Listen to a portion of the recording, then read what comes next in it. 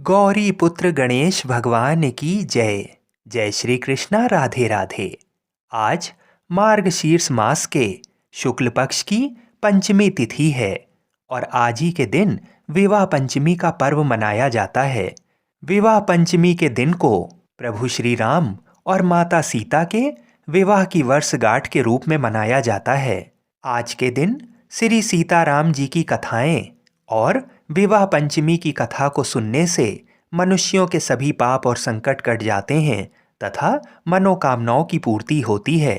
तो आज मैं आपको सुना रहा हूँ विवाह पंचमी की बड़ी ही दुर्लभ कथा। तो आप लोग बड़ी ही श्रद्धा और प्रसन्नचित मन से इन कथाओं को पूरा अवश्य सुनिएगा। आज ही के दिन वृंदावन में श्री बांके बिहारी जी का प्राकट्य उत्सव भी मनाया जाता है। बोलिए श्री कुंज बिहारी श्री हरिदास। विवाह के बाद राम लक्ष्मण भरत शत्रुघ्न चारों भाइयों को मिथिला की कन्याएं अलग अलग कमरे में ले गईं।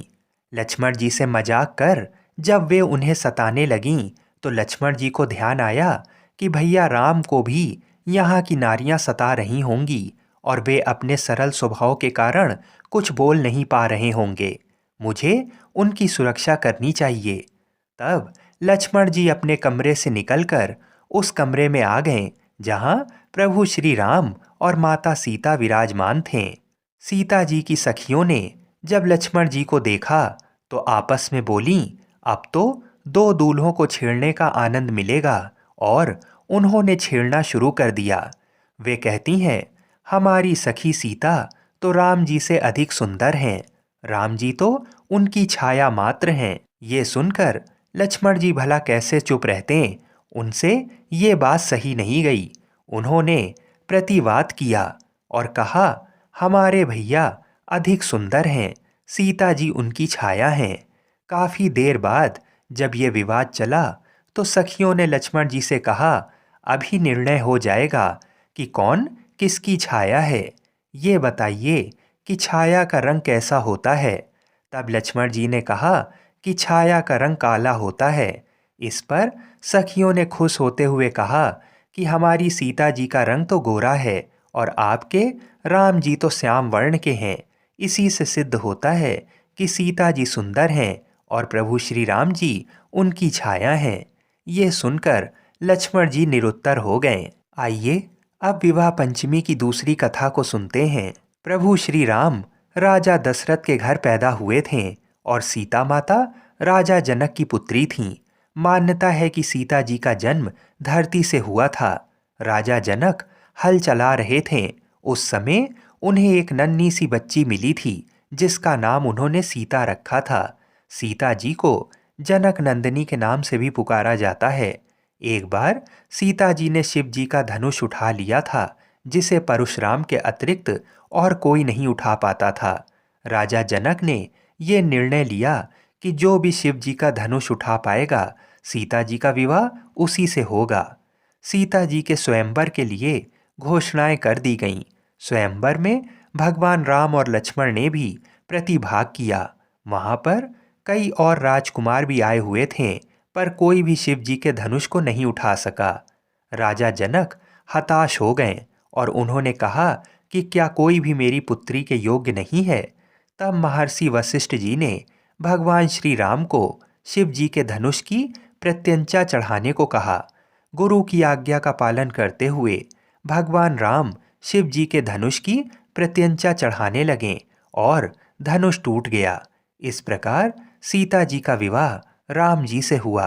भारतीय समाज में श्री राम और माता सीता को आदर्श पति पत्नी का उदाहरण समझा जाता है। राम सीता का जीवन प्रेम, आदर्श, समर्पण और मूल्यों को प्रदर्शित करता है। आइए अब प्रभु श्री राम की एक बड़ी ही सुंदर कथा सुनते हैं। एक बार जब माता कौसल्या अपने कक्ष में बैठी भगवान विष्णु का ध्यान कर रही थीं, तब विष्णु भगवान चतुर्भुज रूप में उनके सामने प्रकट हुए। सदा की भांति मंद मंद मुस्कुराते हुए भगवान विष्णु जी ने कौसल्या से कहा, आप और आपके पति ने पिछले जन्म में तपस्या की थी।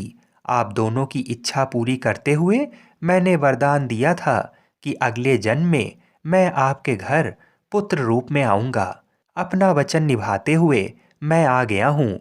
कौशल्या ने भगवान से कहा, मैंने तो सुना था कि भगवान हमेशा सत्य बोलते हैं, लेकिन आज जाना कि भगवान भी झूठ बोलते हैं। भगवान ने आश्चर्य जताया, मैंने आपसे क्या झूठ बोला है? कौशल्या जी ने बड़ा सुंदर जवाब दिया, आपने तो कहा था कि आप मेरे घर पुत्र के रूप में आएंगे, लेकिन ये जो चतुर्भुज रूप लेकर आए हैं, ये क्या पुत्र का रूप है? ये तो परम पिता का रूप है। मतलब कि आप झूठे हैं। यह सुनकर भगवान को बड़ा आनंद आया। वो समझ गए कि कौशल्या क्या चाहती हैं। वो तुरंत शिशु रूप धारण कर कौशल्या की गोद में बैठ गए और हमेशा की तरह मुस्कुराते हुए कौशल्या जी का आनंद बढ़ाने लगे। तभी माता कौशल्या ने कहा, मैंने तो सुना था कि भगवान को हर चीज का ज्ञान होता है, लेकिन आज जाना कि भगवान बिल्कुल अज्ञानी होते हैं। भगवान ने पूछा, ये आप कैसे कह सकती हैं? माता कौशल्या बोली, आप इस समय मुस्कुरा रहे हैं, इसी से पता चलता है कि आपको इतना भी ज्ञान नहीं कि बच्चा जब जन्म लेता है तो हंसता नहीं बल्कि रोता है। भगवान ने जान लिया कि माता क्या चाहती हैं और वो तुरंत रो पड़े। बोलिए सीताराम जी महाराज की जय। विवाह पंचमी के दिन भगवान विष्णु के किसी भी अवतार की कथा को अवश्य सुनना चाहिए। तो आज मैं आपको सुना रहा हूँ श्री तिरुपति बालाजी महाराज की बड़ी ही दुर्लभ कथा। तो इस कथा को पूरा अवश्य सुनिएगा। बोलिए श्री लक्ष्मी नारायण भगवान की जय। तिरुपति बालाजी मंदिर भारत का एक प्रसिद्ध मंदिर है और इस मंदिर में भगवान विष्णु जी के एक अवतार स्वामी वेंकटेश्वर जी विराजमान हैं। इसी वजह से मंदिर को प्रसिद्ध रूप से स्वामी वेंकटेश्वर मंदिर के नाम से भी जाना जाता है। भगवान वेंकटेश्वर को विष्णु जी का एकमात्र उस रूप से जाना जाता है जिन्होंने कलयुग के कष्टों से लोगों को बचाने के लिए अवतार लिया है। एक बार समस्त देवताओं ने मिलकर एक यज्ञ करने का निश्चय किया।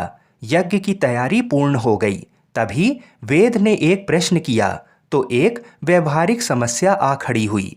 ऋषि मुनियों द्वारा किए जाने वाले यज्ञ की हविष तो देवगण ग्रहण करते थे, लेकिन देवों द्वारा किए गए यज्ञ की पहली आहुति किसकी होगी, यानी सर्वश्रेष्ठ देव का निर्धारण जरूरी था, जो फिर अन्य सभी देवों को यज्ञ भाग प्रदान करें। ब्रह्मा विष्णु महेश परमात्मा थे।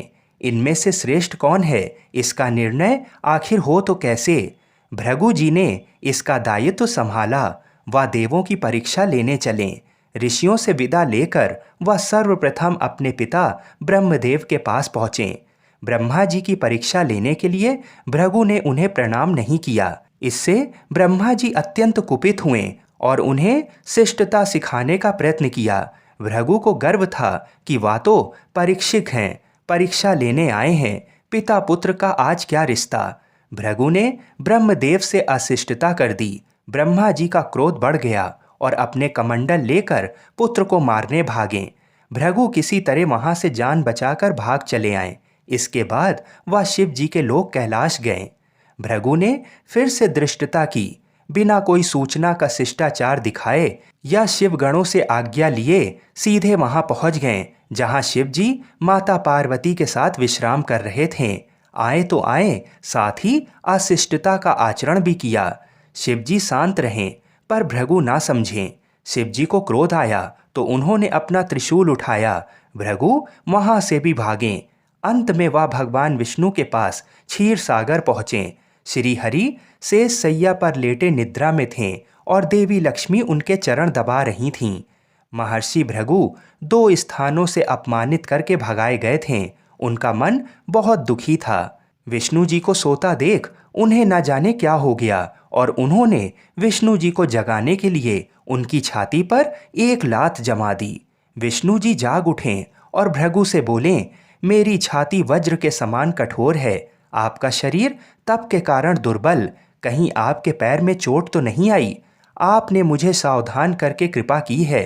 आपका चरण चिन्ह मेरे वक्ष पर सदा अंकित रहेगा। भृगु को बड़ा आश्चर्य हुआ। उन्होंने तो भगवान की परीक्षा लेने के लिए ये अपराध किया था, परंतु भगवान तो दंड देने के बदले मुस्कुरा रहे थे। उन्होंने निश्चय किया कि श्री हरि सी विनम्रता किसी में नहीं, वास्तव में विष्णु जी ही सबसे बड़े देवता हैं। भृगु जी ने लौटकर सभी ऋषियों को पूरी घटना सुनाई। सभी ने एक मत से यह निश्चय किया कि भगवान विष्णु को ही यज्ञ का प्रधान देवता समझकर मुख्य भाग दिया जाएगा। लक्ष्मी जी ने भृगु को अपने पति की छाती पर लात मारते देखा तो उन्हें बड़ा क्रोध आया, परंतु उन्हें इस बात पर क्षोभ भी था कि श्री हरि ने उद्दंड को दंड देने के स्थान पर उसके चरण पकड़ लिए और उल्टे क्षमा मांगने लगे। क्रोध से तमतमाई महालक्ष्मी को लगा कि वह जिस पति को संसार का सबसे शक्तिशाली समझती हैं वह तो निर्बल है। ये धर्म की रक्षा करने के लिए अधर्मियों एवं दुष्टों का नाश कैसे करते होंगे। महालक्ष्मी ग्लानि से भर गईं और मन श्री हरि से उचट गया। उन्होंने श्री हरि और बैकुंठ लोग दोनों के त्याग का निश्चय कर लिया। स्त्री का स्वाभिमान उसके स्वामी के साथ बंधा होता है। उनके समक्ष कोई स्वामी पर प्रहार कर गया और स्वामी ने प्रतिकार भी ना किया, ये बात मन में कौंधती रही। यह स्थान वास के योग्य नहीं, पर त्याग कैसे करें, श्री हरि से ओझल होकर रहना कैसे होगा। वह उचित समय की प्रतीक्षा करने लगीं। श्री हरि ने हिरण्याक्ष के कोप से मुक्ति दिलाने के लिए वराह अवतार लिया और दुष्टों का संहार करने लगे। महालक्ष्मी के लिए यह समय उचित लगा। उन्होंने बैकुंठ का त्याग कर दिया और पृथ्वी पर एक वन में तपस्या करने लगीं। श्री हरि और बैकुंठ का त्याग कर महालक्ष्मी पृथ्वी पर एक वन में तपस्या करने लगीं। तप करते करते उन्होंने अपना शरीर छोड़ दिया। विष्णु जी वराह अवतार का अपना कार्य पूर्ण कर वैकुंठ लौटें तो महालक्ष्मी नहीं मिलीं। वह उन्हें खोजने लगे। श्री हरि ने उन्हें तीनों लोकों में खोजा, किंतु तप करके माता लक्ष्मी ने भ्रमित करने की अनुपम शक्ति प्राप्त कर ली थी। उसी शक्ति से उन्होंने श्री हरि को भ्रमित रखा। आखिर श्री हरि को पता लग ही गया, लेकिन तब तक वह शरीर छोड़ चुकी थीं। दिव्य दृष्टि से उन्होंने देखा कि लक्ष्मी जी ने चोल राज के घर में जन्म लिया है। श्री हरि ने सोचा कि उनकी पत्नी ने उनका त्याग सामर्थ्यहीन समझने के भ्रम में किया है, इसलिए वह उन्हें पुनः प्राप्त करने के लिए अलौकिक शक्तियों का प्रयोग नहीं करेंगे। महालक्ष्मी ने मानव रूप धरा है, तो अपनी प्रिय पत्नी को प्राप्त करने के लिए वह भी साधारण मानवों के समान व्यवहार करेंगे और महालक्ष्मी जी का हृदय और विश्वास जीतेंगे। भगवान ने श्रीनिवास का रूप धरा और पृथ्वी लोक पर चोल नरेश के राज में निवास करते हुए महालक्ष्मी से मिलन के लिए उचित अवसर की प्रतीक्षा करने लगे। राजा आकाश राज निसंतान थे। उन्होंने सुखदेव जी की आज्ञा से संतान प्राप्ति यज्ञ किया। यज्ञ के बाद यज्ञशाला में राजा को हल जोतने को कहा गया। राजा ने हल जोता तो हल का फल किसी वस्तु से टकराया। राजा ने उस स्थान को खोदा तो एक पेटी के अंदर सहस्त्र दल कमल पर एक कन्या विराज रही थी। वह महालक्ष्मी जी थीं। राजा के मन की मुराद पूरी हो गई थी। चूंकि कन्या कमल के फूल में मिली थीं, इसलिए उनका नाम रखा गया पद्मावती।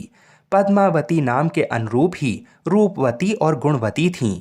साक्षात लक्ष्मी जी का अवतार पद्मावती विवाह के योग्य हुई। एक दिन वह बाग में फूल चुन रही थीं। उस वन में बालाजी यानी कि श्रीनिवास जी आखेट के लिए आए थे। उन्होंने देखा कि एक हाथी एक युवती के पीछे पड़ा है और डरा रहा है। राजकुमारी के सेवक भाग खड़े हुए। श्रीनिवास जी ने तीर चलाकर हाथी को रोका और पद्मावती की रक्षा की। श्रीनिवास और पद्मावती ने एक दूसरे को देखा और एक दूसरे पर मोहित हो गए। दोनों के मन में परस्पर अनुराग पैदा हुआ, लेकिन दोनों बिना कुछ कहे अपने अपने घर लौट गए। श्रीनिवास जी घर तो लौट आए, लेकिन मन पद्मावती में ही बस गया। वह पद्मावती का पता लगाने के लिए उपाय सोचने लगे। उन्होंने ज्योतिषी का रूप धरा और भविष्य वाचने के बहाने पद्मावती को ढूंढने निकले। धीरे धीरे ज्योतिषी श्रीनिवास की ख्याति पूरे चोल राज में फैल गई। पद्मावती के मन में भी श्रीनिवास के लिए प्रेम हुआ था। वह उनसे मिलने को व्याकुल थीं, किंतु कोई पता ठिकाना न होने के कारण उनका मन चिंतित था। इस चिंता और प्रेम विरह में उन्होंने भोजन श्रृंगार आदि का त्याग कर दिया। इसके कारण उनका शरीर कृशकाय होता चला गया। राजा से पुत्री की ये दशा देखी नहीं जा रही थी। वह चिंतित थे। ज्योतिषी की प्रसिद्धि की सूचना राजा को भी हुई। राजा ने ज्योतिषी श्रीनिवास को बुलाया और सारी बात बताकर अपनी कन्या की दशा का कारण बताने को कहा। श्रीनिवास राजकुमारी का हाल समझने पहुंचे तो पद्मावती को देखकर प्रसन्न हो गए। उनका उपक्रम सफल रहा था। उन्होंने पद्मावती का हाथ अपने हाथ में लिया। कुछ देर तक पढ़ने का स्वांग करने के बाद बोले, महाराज, आपकी पुत्री प्रेम के विरह में जल रही है। आप इनका शीघ्र विवाह कर दें तो स्वस्थ हो जाएंगी। पद्मावती ने अब श्रीनिवास की ओर देखा। देखते ही पहचान लिया। उनके मुख पर प्रसन्नता के भाव आए और वह हंसी। काफी दिनों बाद पुत्री को प्रसन्न देख राजा को लगा कि ज्योतिषी का अनुमान बिल्कुल सही है। राजा ने श्रीनिवास जी से पूछा, ज्योतिषी महाराज, यदि आपको ये पता है कि मेरी पुत्री प्रेम के विरह में पीड़ित है तो आपको ये भी सूचना होगी कि मेरी पुत्री को किससे प्रेम है। उसका विवाह करने को मैं तैयार हूँ। आप उसका परिचय दें। श्रीनिवास जी ने कहा, आपकी पुत्री एक दिन वन में फूल चुनने गई थी। एक हाथी ने उन पर हमला किया तो आपके सैनिक और दासियां भाग खड़ी हुईं। राजकुमारी के प्राण एक धनुर्धर ने बचाए थे। राजा ने कहा, हाँ, मेरे सैनिकों ने बताया था कि एक दिन ऐसी घटना हुई थी। एक वीर पुरुष ने उसके प्राण बचाए थे। लेकिन मेरी पुत्री के प्रेम से उस घटना का क्या तात्पर्य। श्रीनिवास जी ने कहा, आपकी पुत्री को अपनी जान बचाने वाले उसी युवक से प्रेम हुआ है। राजा के पूछने पर श्रीनिवास ने कहा, वह कोई साधारण युवक नहीं है, बल्कि शंख चक्रधारी स्वयं भगवान विष्णु हैं। इस समय वैकुंठ को छोड़कर मानव रूप में श्रीनिवास के नाम से पृथ्वी पर वास कर रहे हैं। आप पुत्री का विवाह उनसे करें। मैं इसकी सारी व्यवस्था करा दूंगा। ये बात सुनकर राजा प्रसन्न हो गए कि स्वयं भगवान विष्णु उनके जमाई बनेंगे। श्रीनिवास और पद्मावती जी का विवाह तय हो गया। श्रीनिवास रूप में श्री हरि ने सुखदेव के माध्यम से समस्त देवी देवताओं को अपने विवाह की सूचना भिजवा दी। सुखदेव की सूचना से सभी देवी देवता अत्यंत प्रसन्न हुए।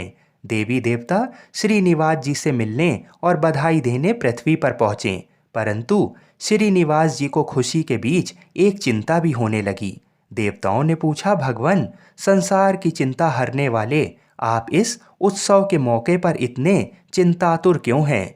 तब श्रीनिवास जी ने कहा, चिंता की बात है, धन का अभाव। महालक्ष्मी ने मुझे त्याग दिया है, इस कारण धनहीन हो चुका हूँ। स्वयं महालक्ष्मी ने तप से शरीर त्याग मानव रूप लिया है और पिछली स्मृतियों को गुप्त कर लिया है।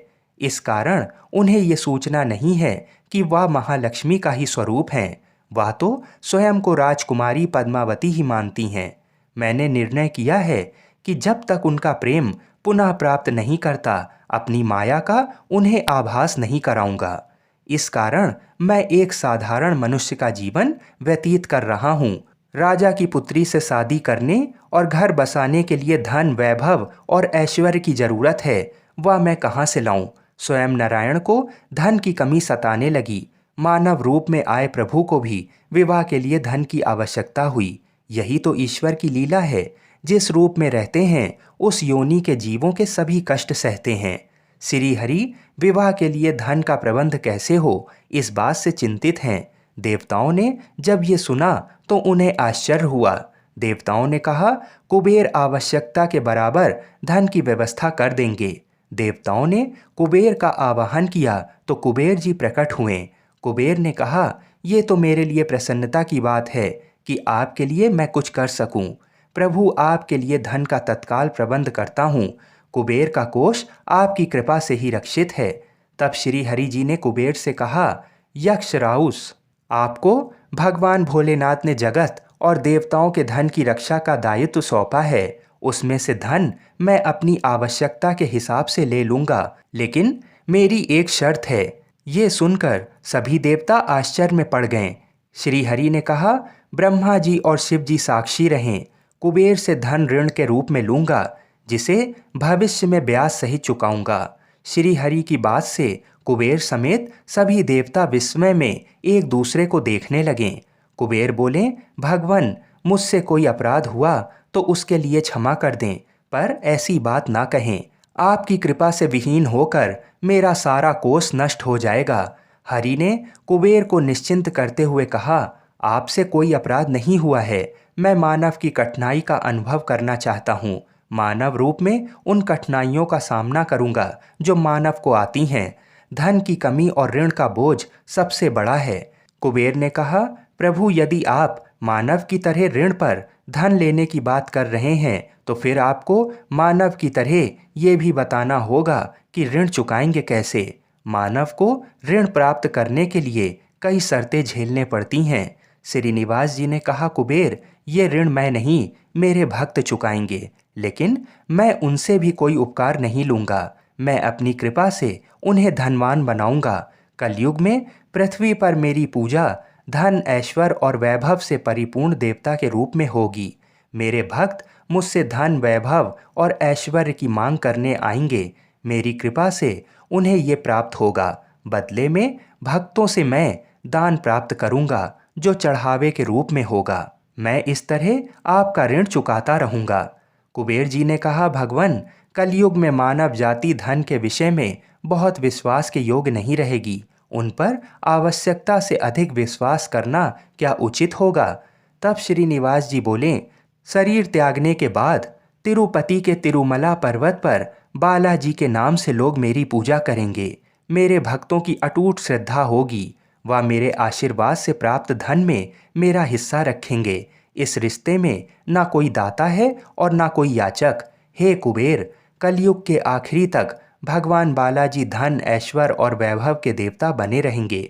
मैं अपने भक्तों को धन से परिपूर्ण करूंगा तो मेरे भक्त दान से न केवल मेरे प्रति अपना ऋण उतारेंगे, बल्कि मेरा ऋण उतारने में भी मदद करेंगे। इस तरह कलयुग की समाप्ति के बाद मैं आपका मूल धन लौटा दूंगा। कुबेर जी ने श्री हरि द्वारा भक्त और भगवान के बीच एक ऐसे रिश्ते की बात सुनकर उन्हें प्रणाम किया और धन का प्रबंध कर दिया। भगवान श्रीनिवास जी और कुबेर के बीच हुए समझौते के साक्षी स्वयं ब्रह्मा और शिव जी हैं।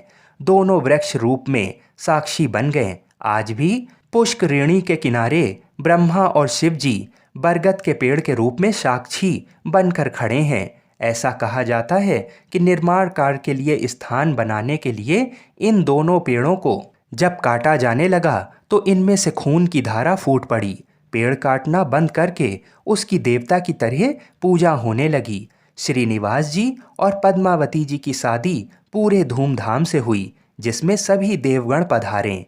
भक्त मंदिर में दान देकर भगवान पर चढ़ा ऋण उतार रहे हैं, जो कलयुग के अंत तक जारी रहेगा। बोलिए श्री लक्ष्मी नारायण भगवान की जय। बोलिए श्री तिरुपति बालाजी की जय। बोलिए श्री तुलसी शालिग्राम जी की जय। बोलिए श्री श्रीनिवास जी और पद्मावती माता की जय। जय श्री राधे कृष्ण।